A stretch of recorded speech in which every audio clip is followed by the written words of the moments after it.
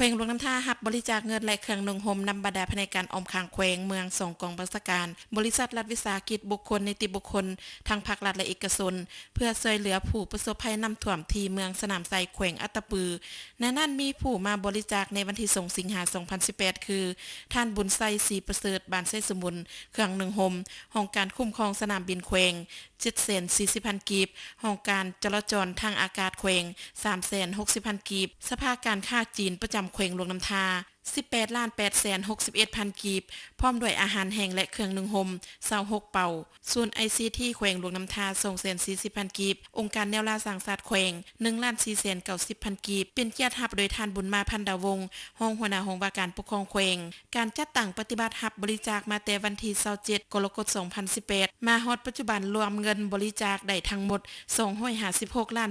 กว่ากีบพร้อมด้วยเครื่องช่วยเหลืออีกจำนวนหนึ่ง